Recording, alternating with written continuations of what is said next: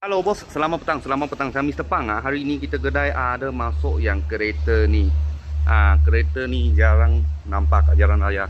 Tahun 2000, Alfa Romeo Alfa Romeo 2.0. Harga jual 10,800. Ini kereta old school punya kereta lah.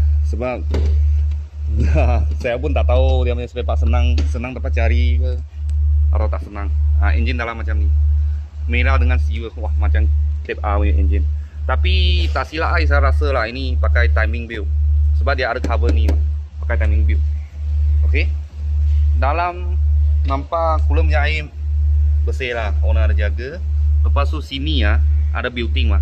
Dia ada satu cover tutup. Ada cover tutup. Dalam sini banyak kosong.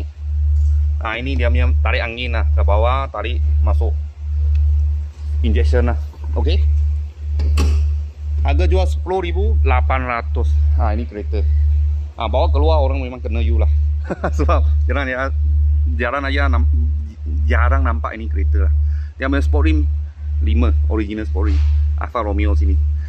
Tahun 2020. Dia punya pintu ada special sikit. Dia tak boleh ni nanti tarik punya.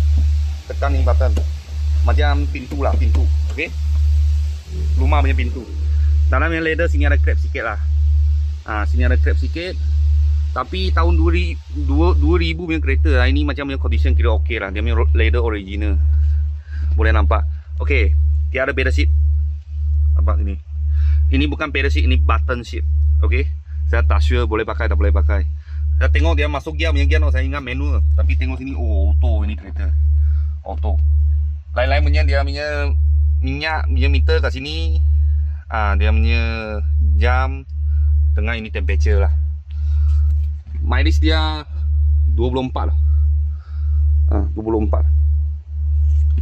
Lepas tu dia kunci sini ada satu button lah. Saya tak sure ini button buat apa ni. Okey, dia speaker pun sama je. Kat pintu tepi sini, handle sini. Belakang buka sini. Dalam punya leather. Tapi saya tengok, ini banyak cantik. Ini leather. Saya ada bikin lah, ada pernah bikin ke. Biasa ni kalau leather macam ni crack. Ini kita tahulah sebab leather. Tapi ini langsung tak ada. Belakang macam ni.